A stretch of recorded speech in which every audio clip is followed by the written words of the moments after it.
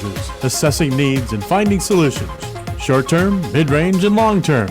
Solutions can find us working in the margins. Today's world is a tough baseline. It's more difficult than ever to just exist or get by. And it's not getting any easier. Moving forward in today's world has become both an art and a science. Food, clothing, temporary shelter, long-term housing, short-term jobs, temporary employment, or long-range careers. It all takes some help and finesse. Not everyone can do it. It's an art and a science.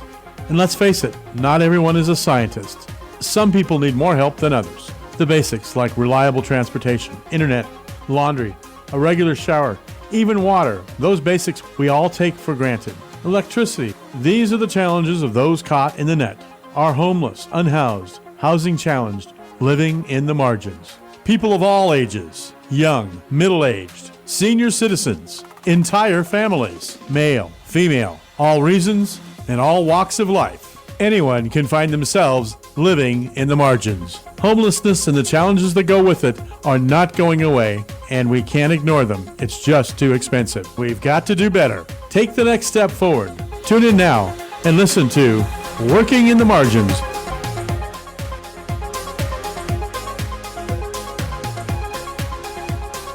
Welcome.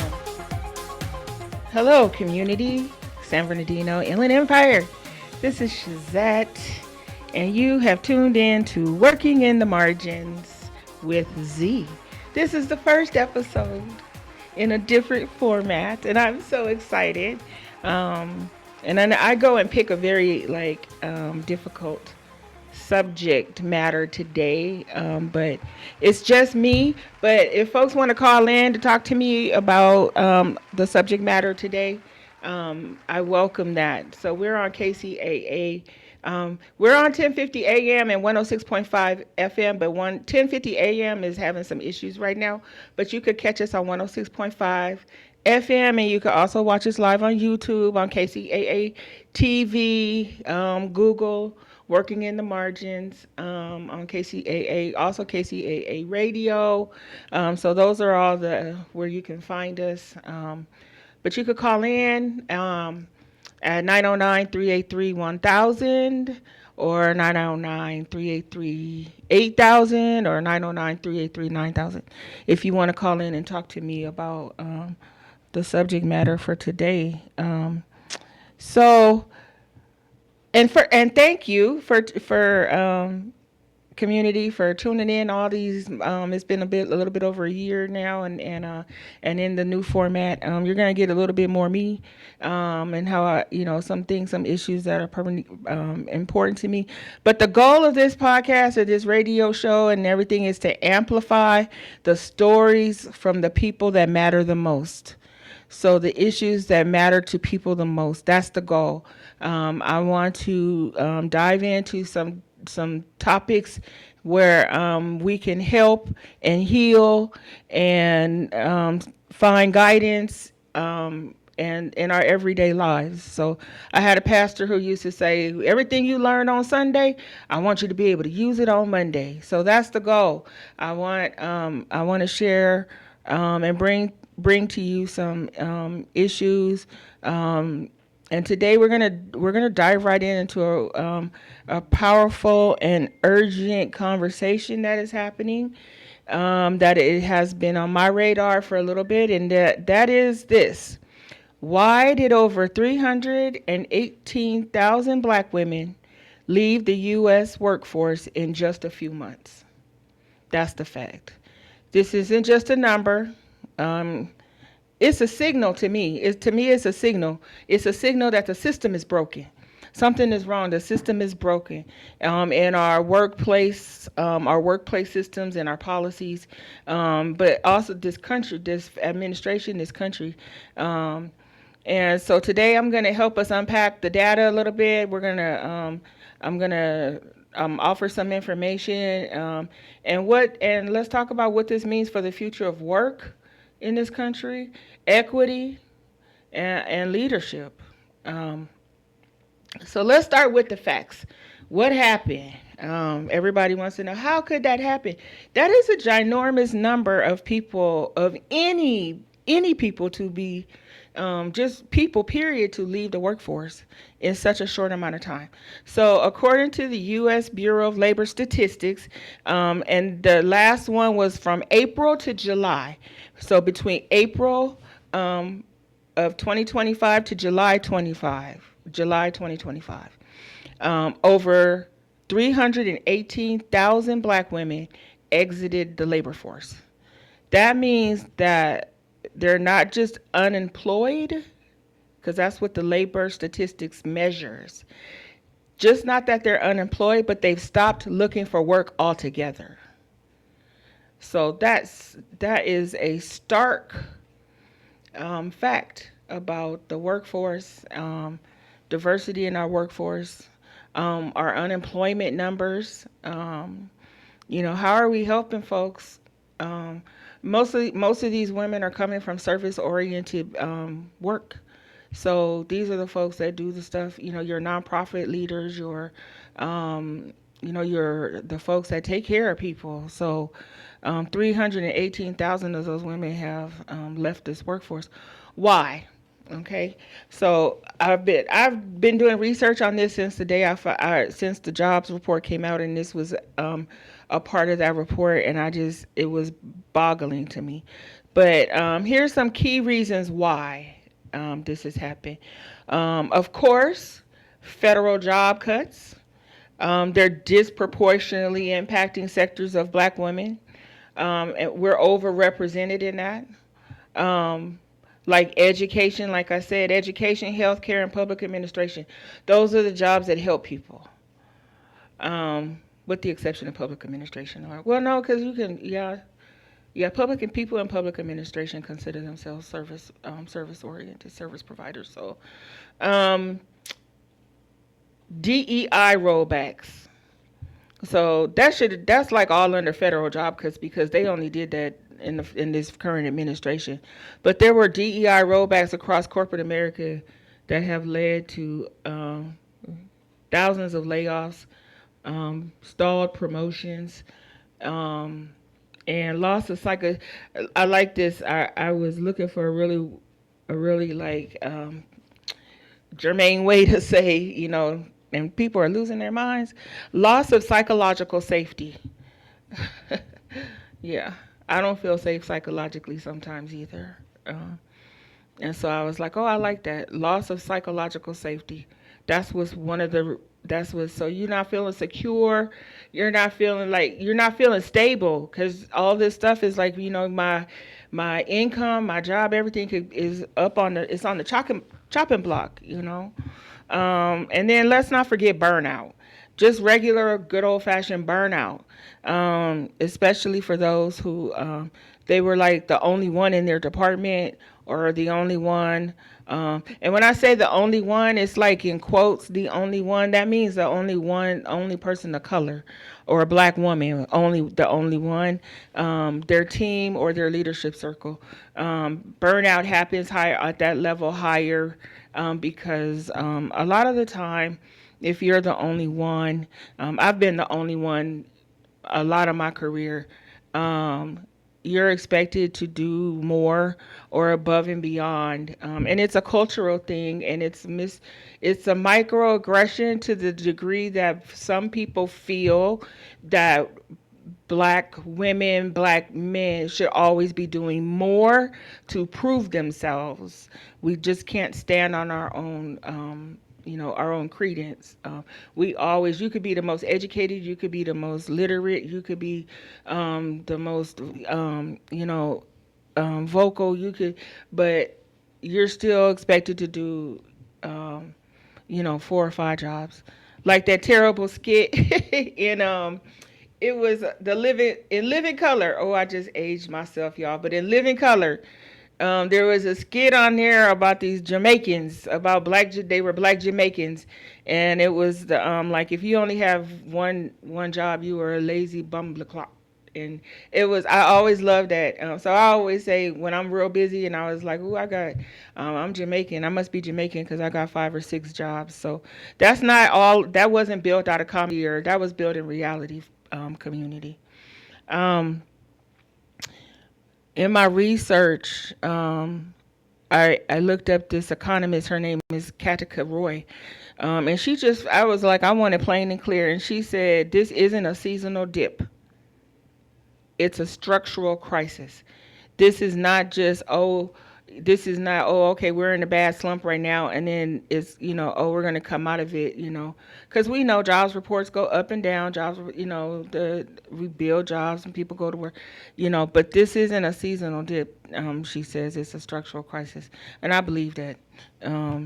I believe this is serious enough that I've been talking to everybody, and people probably hear it's frightening, because I'm like, where did they go? It's like finding out that 318,000 people disappeared.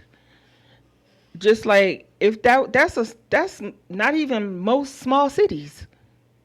And so what if everybody in that city just stopped working? 313,000 people and everybody just didn't have a job. So that's the number is just stark.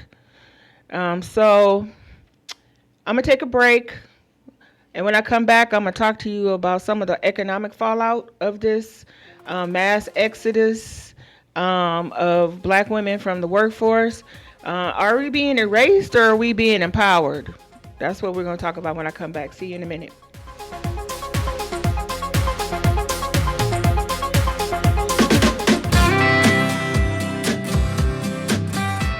I'm Lillian Vasquez with Community Matters. There are many car clubs and car shows throughout the Inland Empire.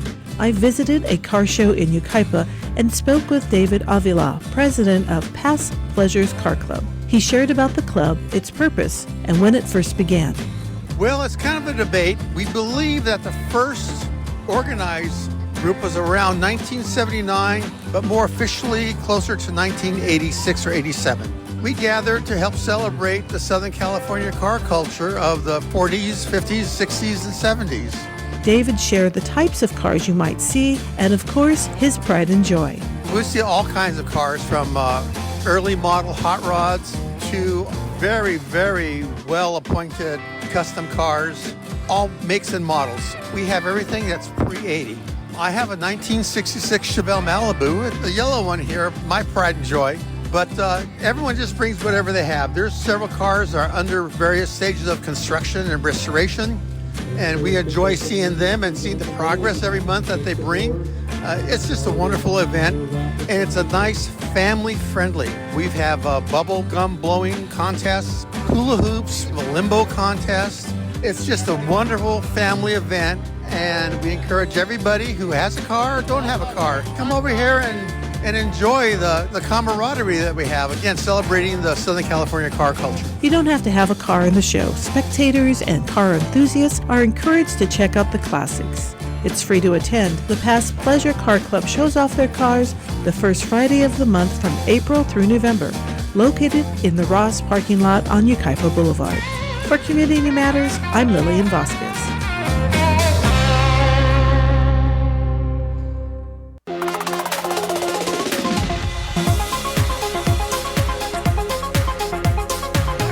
Welcome back, community. This is Shazette. I'm with, you've tuned in to Working in the Margins with Z here on KCAA 1050 AM, 106.5 FM. And I've been talking about and sharing with you some information about the mass exodus of Black women from the workforce over these last few months, 318,000. And what we're doing, what happened, what are some solutions that we can talk about? So let's talk dollars and cents about this. So according to Forbes, this mass exodus could cost the United States economy $37 billion in lost productivity, innovation, and leadership potential in the workforce. Think about that. $37 billion. That could support, I guess, 318,000 women working. That's how much we're losing. When Black women leave the workforce, we don't just lose workers. We lose visionaries, mentors, change agents, people who are really trying to do, black women are the backbone of the Democratic Party, by the way. Lots of people recognize that, and they know, we vote, we support, grassroots efforts. So when all of that we have to be able to fund our lives and take care and do work. And if we can't do that, we can't do the extra things, Forbes Black, there's a Forbes and then there's a Forbes Black. I found this in my research. So they wrote, every woman pushed out takes with her not just today's productivity, but tomorrow's leadership potential. And this just isn't about corporate America. Local economies suffer. Your cities, your communities, especially when black women are the primary breadwinners. And we have a lot of communities like that in California. A lot here in Southern California, where the black women are the primary breadwinners. The primary folks that we run the own and operate. We'll open up a nonprofit in a heartbeat to try to help people. A lot of folks I know have nonprofits, and it's ministries, nonprofits, but they're all motivated. Most of them are motivated by women and driven by women. It's cultural. That's what, we take care of people. We take care of other people's kids, so that is cultural.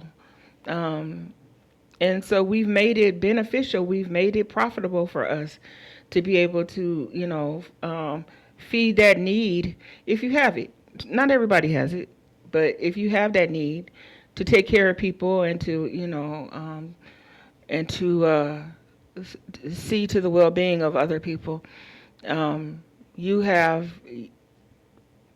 you can build off of that.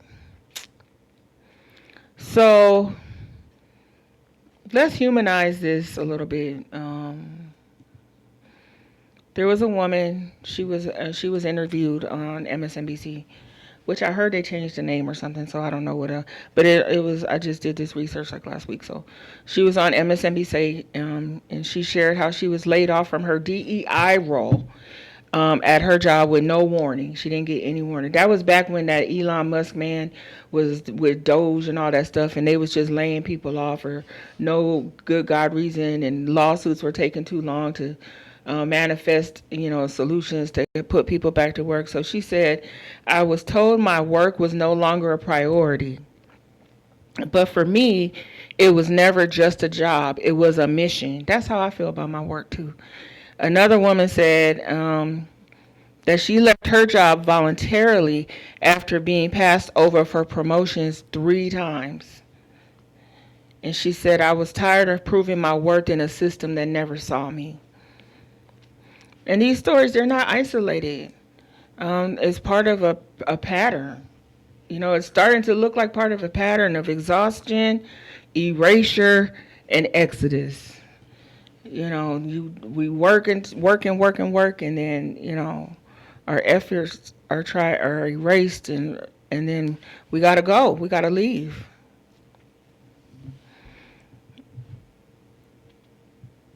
There's so many statistics. I over-researched probably. But there was a report, and it said black women are building instead of begging, creating their own ventures rather than trading talent for burnout. Many black women, they're not just leaving. Some of them are building because of the pressures of, some of the rollbacks and things like that. They're leaving, but they're going out to start their own programs, their own agencies, to help people. So what can we do? I don't know. This is like the list for the surf. I was like, I need solutions. What are the solutions? Policy solutions. Like, I just don't know how long all this is going to take. And then I'm afraid that 318,000 women are going to be lost and struggling out there and having to do, things that they haven't had to do before to survive. So I don't know if this stuff is going to, try to get back, is going to be enacted fast enough in order for them to be made whole. But policy solutions are a moratorium on federal job cuts in vulnerable sectors. Moratorium on federal job cuts, period, to me is the better. Until it makes sense, you just you're. So 318,000 women, black women, that's specific, right? 318,000 black women in the United States have left the workforce. But there have been millions of Americans that have been laid off or removed from the workforce since January. Millions. And so not to diminish that 318,000, that's about right out of the millions that have been laid off due to this current administration. Another solution is reinvestment in DEI and leadership development programs. I think that's good, especially leadership development programs for black women. Child care subsidies and flexible work policies. That could help. Community solutions, supporting black-owned businesses, funding black women-led startups, promoting inclusive hiring and retention practices. So I like the very last one, promoting inclusive hiring and retention practices. So I had an experience like that once when I was younger, wherein I went into like this little receptionist job, and I could tell it was their first time like with a black person, and it was early on, so it was my first time in a white ran business working too, like in a professional setting. But I felt like, compared to my colleagues in that place, that I was held to a more under higher scrutiny. So every little eye roll or neck twist or everything was in jest, or it was just like, sometimes we just, we have cultural things that we say or do, and it doesn't mean anything. It's just that's how we express ourselves. And I know that I've been the only one in some places, and I'm under more scrutiny, whereas, and this was it was a law firm too. And it was a lot of like joking and stuff. And this is when you could smoke in the offices. So you know how old that was, when people was just walking in the offices with cigarettes and stuff, Remember those days? Ooh, 'cause I smoked too, and I was like, yes.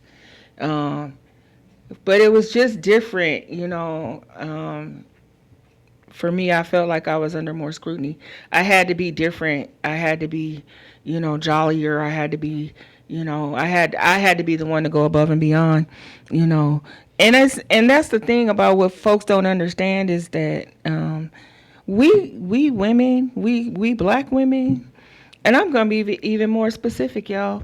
We big black women, because I'm a big black girl. We already know that we are under more scrutiny. We already know that folks are looking at us differently through lenses of bigotry, biased bullshit. We already know that. So most of folks that I know are like, women are like me, where I had paid special attention how I moved around in this world and how I moved around in my community. We are shrinkers, sadly, and I think that's changing some, but we are shrinkers in order to make other people comfortable, because we know that we can be intimidating or imposing or I am 5'9". I'm built like a linebacker. Do people not think that I know that about myself? I know that about myself. I have to dress this every day. So, um, promoting inclusive hiring and retention practices. I wish folks would really drill down into what that means. And question your bias about what that person is bringing to your agency, to your world, to your life, I think one of my drawbacks as a young worker coming up was that I love people. And even though I wasn't like maybe sometimes in the direct service mode, I was just like in a working around people who took care of people. But I love those people. I love people who do that. So I always had like close relationships with my bosses, my coworkers, my colleagues, because I easily always wanted to take care of them. I just, I love them.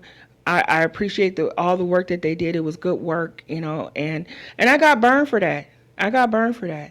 Um, I want to say that I have been a black woman who has left the workforce periodically, temporarily over these last 10 years because of how I've had some difficulty um, with um, inclusivity on some teams or their retention practices, So I hope we do something and we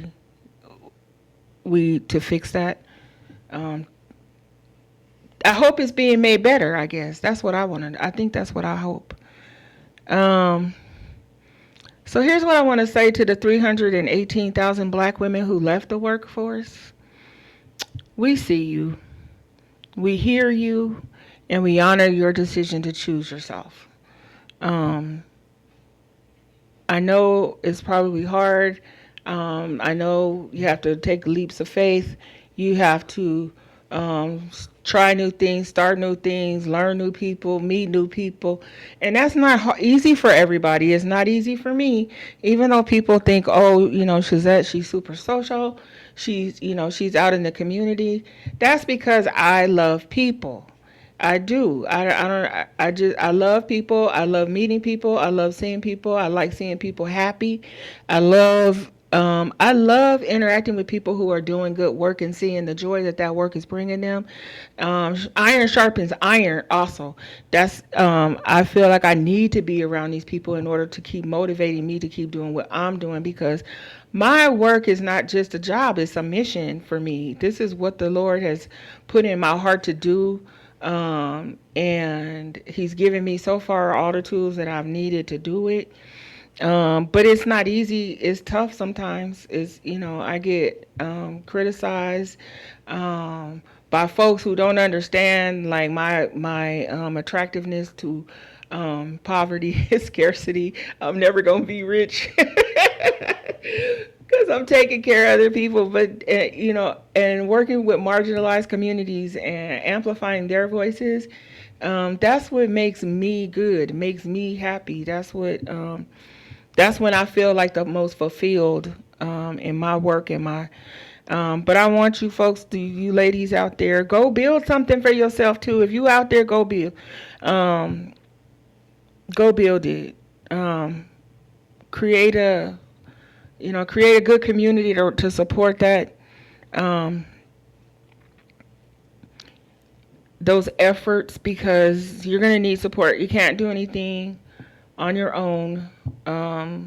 We can't do anything on our own. It's just, and we need women, we need you to stay involved as much as possible, because we are already underrepresented in leadership roles here in the workplace. And this departure just further reduces visibility and influence in decision-making spaces. We are losing the loss of innovation. The only thing that drives innovation is diversity. That's it. losing these women, we lose perspectives that fuel creativity and problem solving. We need these outlooks. We need them to participate in the conversations, to come to this table, to be able to take opportunities like I have to build this table, to come to this table, to see the opportunity here so that I can share with my community, hope and resources. All of this stuff, it takes a toll on you. I've just been thinking about this for so long, and it's not debilitating or anything. I don't want anybody to worry about me. I'm fine. But, and I just got back from a wonderful vacation. And if y'all ladies out there that's not working, that's left to work for us out there vacationing, this is not for you. If you take a much needed time off to get yourself together so you can, build your empire and take care of your kids and your family and do what you have to do, this is not for you. I want you to please, because the burnout is real, y'all. The crash out is real. It can be, because it's hard, and not just, we are already dealing with so much as far as like microaggressions, lack of psychological safety, toxic work environments and things like that. We already deal with all of that. So, and then we had the pressures of the lens of the world or this country, how they see us, how they accept us, It goes in waves. It's like, oh, black women are real cool. You want to know them. You want them on your store shelves. You want them to do this, and and then when it's not cool no more, and they're like, you don't have to do DEI, and then they're like, okay, screw, and they kick us to the curb, and it's like, but what happened when you needed us as black women? Because we're innovative, we're leaders. I want to share some of the things. This was so fun. This was the best part about my research. I want to share with you, hold on, let me go to it. Some things that you did not know, or even if you did know, humor me, because I felt really, really smart when I found this stuff out.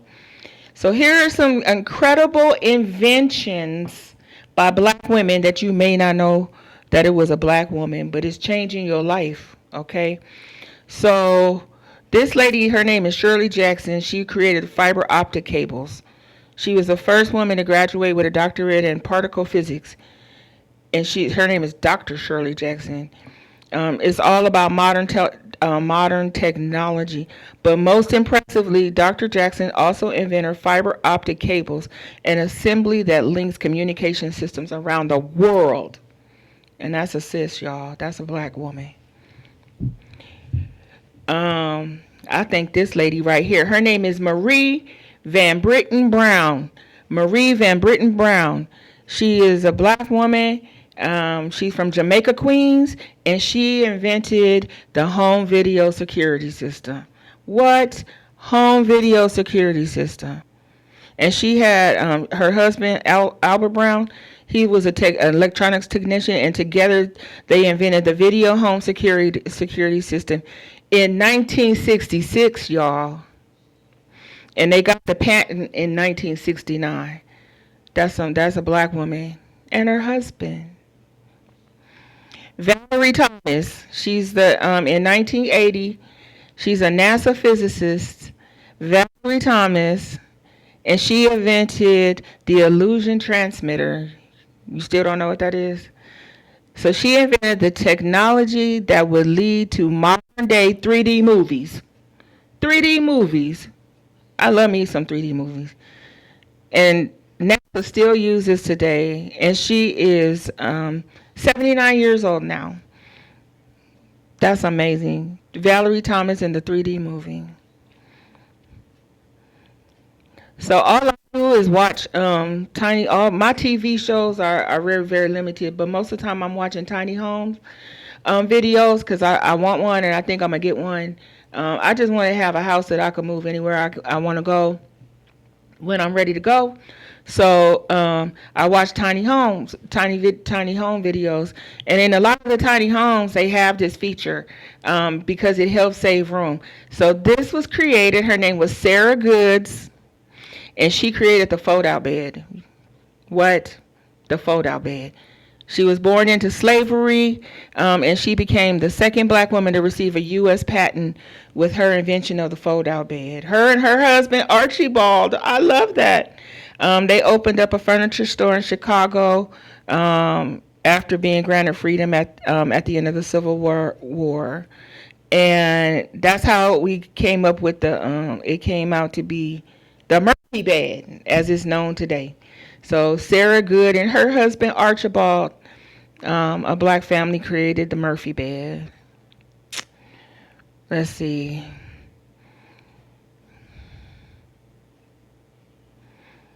So Flossie Wong Stahl, she was a science, and she was attending school. She was a science geek, and she was attending primary school in Hong Kong. She was African American, though. She was the first woman in her family to ever work outside of the home. But her parents were very supportive of her educational pursuits. So she created, or she developed, in only 2 years, she went to go work at the Robert Gallo She was working with Robert Gallo at the National Cancer Institute.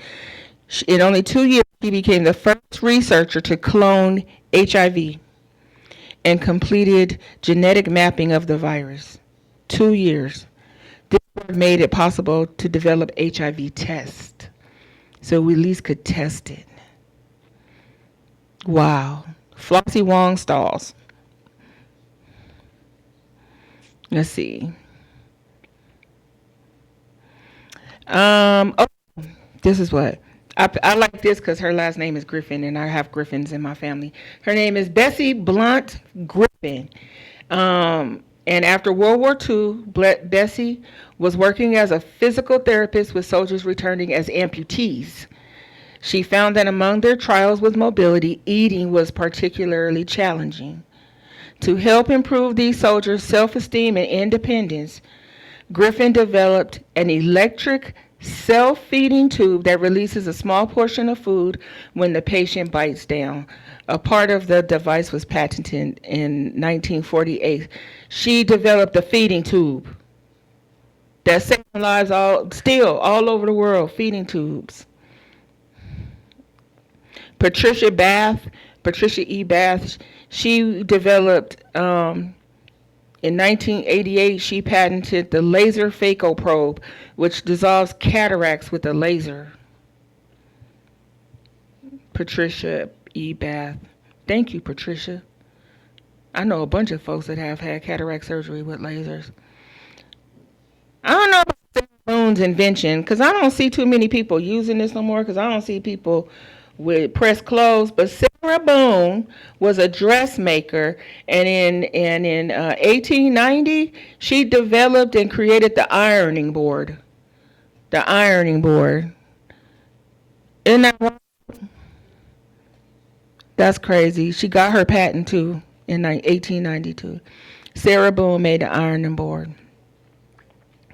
Oh, I remember when I was a teenager and I was coming into I was becoming a little young woman, and they teach you in school about, your physical, your woman stuff and how all that stuff. And I used to, I didn't like this invention, but it's all we had back then, because I'm older than y'all. So Mary Beatrice Davidson Kenners came up and she made the sanitary belt, where you put them big old mattress menstrual pads on, the sanitary belt. I bet most of y'all don't even know. Ask your grandma what that is.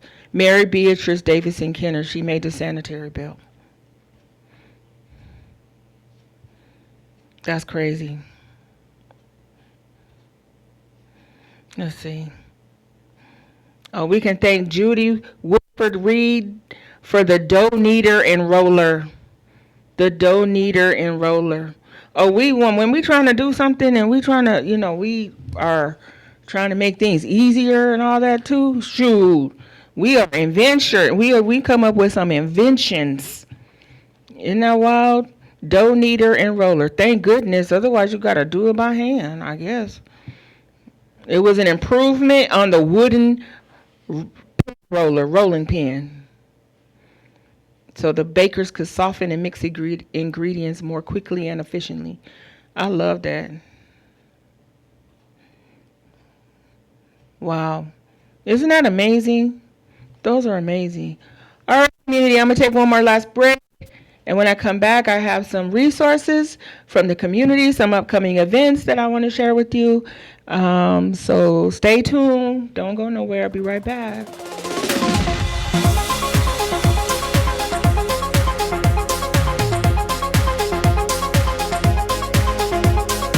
KCAA Loma Linda. The Legacy KCAA 1050 AM and Express 106.5 FM. KCAA. Where life's much better. So download the app in your smart device today. Listen everywhere and anywhere. Whether you're in Southern California, Texas, or sailing on the Gulf of Mexico, life's a breeze with KCAA. Download the app in your smart device today. I'll be sailing out of yesterday in the Gulf of Mexico.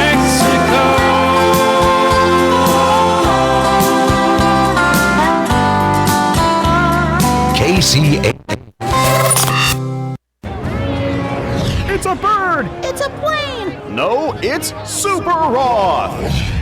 Okay, a gimmicky opening for a commercial about Super Roth Universal Life Insurance, but I'm sure it got your attention. Now, what is a Super Roth, you ask?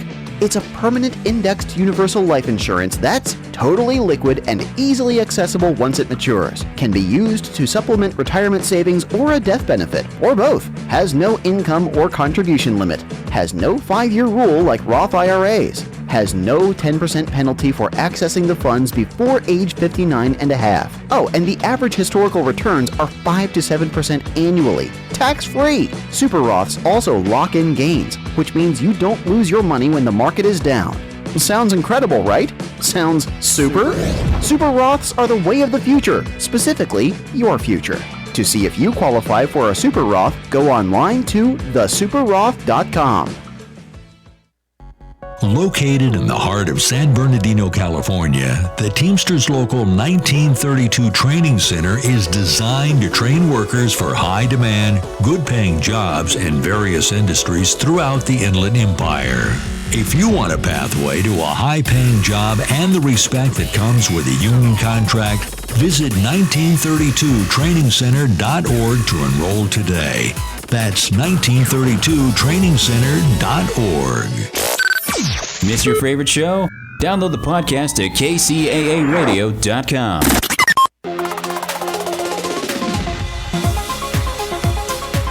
Welcome back, welcome back, welcome back. This is Shazette at Working in the Margins with Z.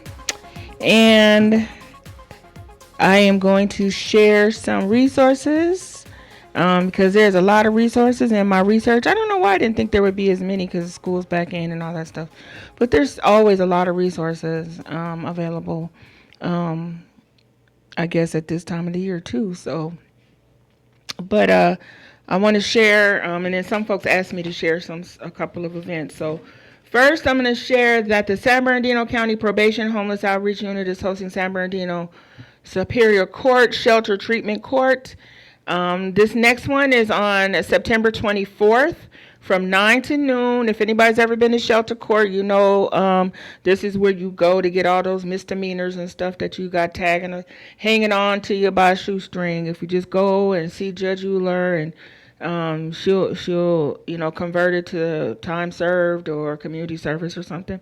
So it's September 24th, 2025. It's from 9 to noon. It's at Heritage Park at 1905 Orange Avenue in Redlands, and I think it's in partnership with the city of Redlands too. Their homeless outreach.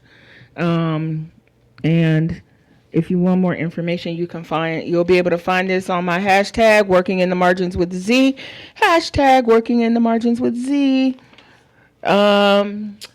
So I'm super excited to announce this because I have been to a few stand downs as a service provider for different agencies, and I just love them. They're such good events, and they honor our veterans. So we're having the county of San Bernardino is having a veteran stand down and shelter court. And it's on Wednesday, October 8th, from 10 to 2. I'm going to cough. Hold on. Gross. Thank you. At Rialto City Park. I have a flyer. There's an event registration, but if you go onto the county website, you'll be able to find it. Okay. I got to cough again. Hold on. Sorry.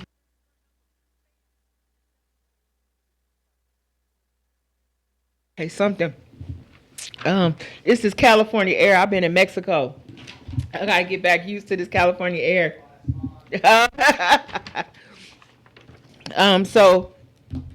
Those are coming up. September 2nd,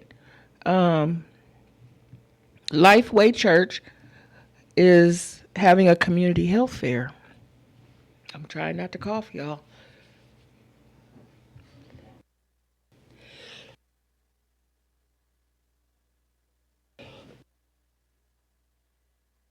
I'm good. I'm not dying. Eric's gonna give me some water. Sorry about that.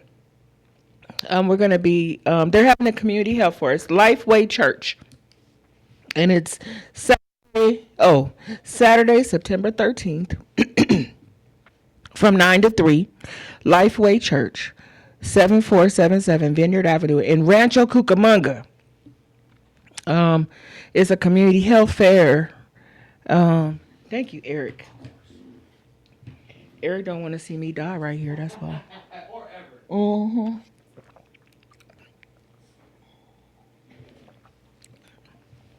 That's okay. Things happen. You keep on going. Okay. We're gonna have a lot too at this health fair, and like I said, it's in Rancho Cucamonga Lifeway Church. But I'm gonna post a flyer and everything. They're gonna do cholesterol, blood pressure, mammograms, behavioral health, dental health, and fitness. It looks like it's gonna be a lot of vendors there. HSA, all such as public health, dental, the dental van, San Bernardino TAD, all those folks. So I'm going to post it to my hashtag working in the margins with Z.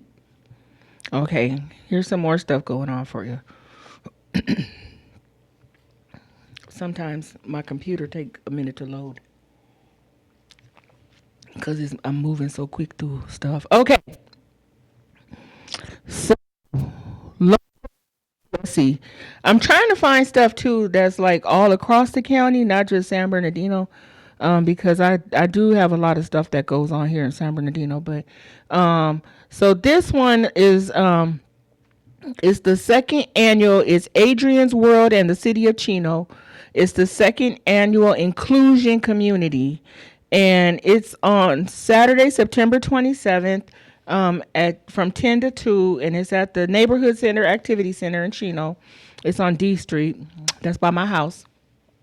So no registration, free resources, free food and drinks, music and activities. I'll attach it to my hashtag. There's a community call right now by Planned Parenthood, and they are looking for youth, and the outreach is around creating a healthier, safer tomorrow for youth in San Bernardino County.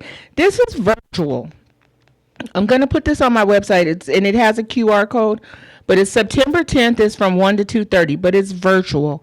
And I'm going to include that on my hashtag, because it's for kids and it's Planned Parenthood, and we always need to be promoting safe sex, health, and safe practices. And Planned Parenthood does so much anyway, So I'm super excited about this because I want to go and I want to see what this is because then I want to do one. But this is actually Young Visionaries is hosting this, and it's called R&B Bingo Night. Now we just did a bingo night. We did a drag bingo night at Hamburger Mary's like last week. I had so much fun. It was a ball. I had so much fun. And then she did like a little drag show, and she was so talented.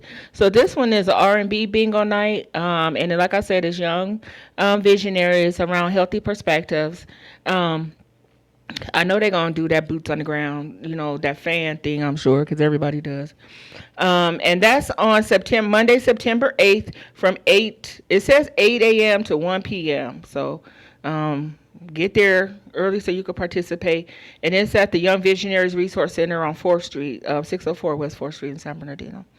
Okay, I'm going to put that flyer on my website too. Let's see. I think I had time to share one more. I'm going to share this one. Legacy Bridges Foundation. It's a fall advocacy and inclusion fair. It's going to be Saturday, October 11th. We're getting a little bit into the future, but that's okay. You can plan to get there early. Join for an afternoon filled with inclusive activities, community resources, costumes, family fun. Oh, costumes, because they're talking about Halloween. Live entertainment, face painting, and more. Open to the public. All abilities, and it's at the Inland Regional Center Conference Center, so it's down the street off of Waterman, 1425 South Waterman. Okay, I think I have time for one more,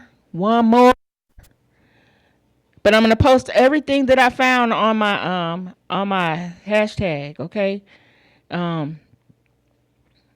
because I have a lot of events. Let's see. Oh, okay. This is the last one. So it's Fortune Preschool of San Bernardino. It's a community resource fair. It's September 27th from 9 to 2. And it's at the Hardy Brown College Prep down on 2nd, 655 West 2nd here in San Bernardino. And it's for families, fun learning resources, raffles, community partners, and things like that. So awesome. September 20th. Thank you. And there's that first show of the new format in the bag, huh? I did it. Yay. Thank you, Eric. Thank you, community. Please keep tuning in. I know today's topic was like, it's urgent, it's important, it was kind of heavy, but it was because I felt that everybody should know, and that's what I want to keep bringing you information. But we're going to have some fun shows coming up. We're going to talk about self-care, reentry population, what we're doing to take care of them, and lots and lots about what's going on in our community. And I invite folks, if you want to come on and talk to me about what you're doing in the community of San Bernardino County to help other people. I am welcome. Just hit me up, 909-908-8053. Follow me online, Shazette the Advocate. Have a great weekend. Deuces.